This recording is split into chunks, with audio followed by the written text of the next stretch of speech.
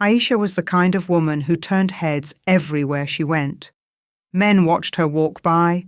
They sent her flowers, gave her gifts, and promised her the world. But Aisha never said yes quickly. She always tested the men who came around. One took her out for dinner.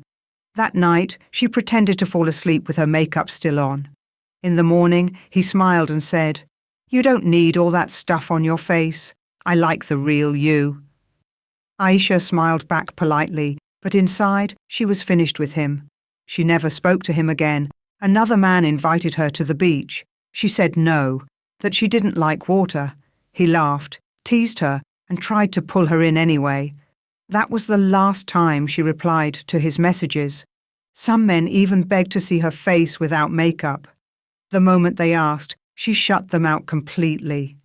For Aisha, there was one strict rule. No one could ever see her without makeup. People called her proud or vain, but to her, makeup was more than beauty. It was her protection, her shield. Her makeup table looked like a little store. Powders, brushes, lipsticks, and creams stood in neat rows under the soft lamp. Every morning and every night she sat there, carefully putting it on with the same steady hands. She wore makeup to the market. She wore it to bed. Even when she was sick and lying down, she asked for a mirror and powder so no one could see her bare face. To Aisha, a face without makeup wasn't real. It didn't belong in the world. Sometimes she stared at herself in the mirror for a long time. Her smooth skin, bright lips, long lashes. She would whisper to her reflection, "This is me. This is who they love. If I lose this, I lose it all." Her friends teased her. "One day," they joked, "they'll bury you with your makeup still on." She just laughed and said nothing. But deep down, the idea of anyone seeing her real face scared her. Her beauty was her strength, her cover, her everything. Then came Ibrahim. He was different from the others. Older, calm, and gentle. He didn't chase her with big gifts or sweet talk. Instead, he listened when she talked. He asked about her hopes and dreams, not just how she looked. His messages were kind and simple. When they walked together, he held her hand, but never reached for her face. He never asked to see her without makeup. He just talked about life, about the future, about building a home someday. With Ibrahim, Aisha felt safe. For the first time, she wasn't afraid. She thought, here is someone who accepts me just as I am. He won't push or question me. Slowly, she started to love him too. Months passed. Aisha and Ibrahim were always together, eating at quiet spots, walking in peaceful gardens, talking under the stars. Ibrahim never pressured her. He never asked for more than she wanted to give. Aisha loved that about him. She felt sure he was the one who would stay. When Ibrahim asked her to marry him, she said yes without a second thought. Their wedding day was full of joy. The hall rang with music and laughter. Aisha looked stunning, like a dream. People whispered, "How can anyone look so perfect?" Ibrahim stood proud, smiling as he held her hand like she was his greatest treasure. They said their vows, exchanged rings, and everyone cheered. By night the guests left, the music stopped, and the lights grew soft. Aisha and Ibrahim went into their room as husband and wife for the first time. The room had warm candlelight. Ibrahim was so happy, he laughed as he lifted her in his arms and carried her inside. Aisha gave a small smile and gently turned her face away each time Ibrahim tried to come closer. She had done this her whole life. No one was allowed to touch her face. But Ibrahim didn't notice. He just laughed louder and said, "Tonight belongs to us. I've waited so long. Nothing else matters now." Then it happened. His foot caught on the edge of the long carpet. He slipped, lost his balance, and in a second his head hit the sharp corner of the wooden bed. There was a dull, heavy sound. He fell to the floor and lay still, his eyes closed. Aisha froze. She couldn't breathe. Then fear hit her hard. She dropped to her knees beside him, shaking. Tears came before she could stop them. They rolled down her cheeks, mixing with the powder she always wore, leaving dark streaks. She pressed her hands against the wound on his head, crying out loud, "Ibrahim, wake up. Please don't leave me. Not tonight." The room was quiet, except for her sobs. Her hands trembled as she held his head. Tears fell faster, washing away more of the powder. She didn't even notice. For the first time in years, she forgot about hiding her face. All she saw was Ibrahim lying there, not moving. "Please, God, not tonight," she whispered. "Don't take him. I can't be alone again. I can't." Then Ibrahim groaned. His fingers moved, just a little. Slowly, his eyes opened. Aisha gasped with relief and leaned closer. But Ibrahim's face changed in an instant. His weak eyes grew wide. His mouth shook. "Aisha?" he whispered in a broken voice. What happened to you?" Aisha went cold. Her heart stopped. She touched her cheek and felt it. Rough, dry, lined skin. The powder had cracked and washed away. Her secret was out. Ibrahim stared, shocked. His chest moved up and down fast as he tried to understand the face in front of him. You're not..." He stumbled over the words. "How old are you?" Aisha covered her face with both hands and cried harder. Ibrahim pushed himself up slowly. He could barely stand, but his eyes stayed locked on her. The young bride he had carried just minutes ago was gone. In her place was an old woman, wrinkled skin, thin grey hair showing through where the powder had fallen away, trembling lips.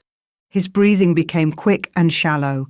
He pressed his back against the wall like he wanted to disappear. His eyes flicked toward the door. No, this isn't you," he whispered. "This can't be you." He tried to move toward the door, legs still weak from the fall, body shaking with fear. Aisha crawled after him and grabbed his leg. Her voice broke. "Please, Ibrahim, don't go. Don't leave me. I can't explain right now. Please." But his face showed only horror. The woman he thought was young and beautiful now looked older than his own grandmother. "How is this possible?" he cried, voice trembling. "What are you, Aisha?" She shook her head, still holding tight. "I'm still me. I'm still Aisha. Please don't look at me like that." Her tears kept falling, and with each one more of the mask melted away. Her real face, the one she had hidden for so many years, was there for him to see. Ibrahim's hand shook on the door handle. His chest rose and fell fast. Fear filled his eyes, but Aisha's cracked voice and her desperate grip made him pause. He slid back down to the floor, holding his head, whispering, "This can't be real. You were so young, so beautiful." Aisha wiped her wet cheeks with a trembling hand. The wipe only showed more, deep lines, loose skin, the signs of a very long life. She took a shaky breath. Her voice was soft and full of pain. "It started when I was 35, she said quietly. "I was engaged once. I thought I had found real love. But he left me for someone younger. My heart broke, Ibrahim. It broke completely. I couldn't eat. I couldn't sleep. I thought I would die. One night I walked far outside the city, crying like a lost child. That's when I met her, an old woman, a witch. She looked straight into my eyes and said, 'I know your pain.' Then she held out a small packet of powder. She told me this powder would keep me young forever, so no man would ever leave me again." Ibrahim's mouth fell open. He couldn't say a word. Aisha went on, "I was young and stupid. I took it. From that day, every man I loved grew old fast. They all died while I stayed the same. I kept dating just to feel loved, even though I knew I would watch them die. And honestly, part of me enjoyed the power. But when you came along, Ibrahim, it was different. I truly loved only you." She paused, then continued in a shaky voice, "There is one rule with the powder. Never cry for anyone. No matter what happens, if you break that rule, the magic ends." She touched her own cheek, now cracked and dry like old paper. All those men died, but I stayed young, until tonight. Because of you, I cried, and now the powder is leaving me." Ibrahim stared at her, stunned. His voice came out small and trembling. "You're not 25, are you?"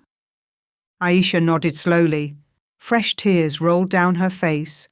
"I am 100 years old."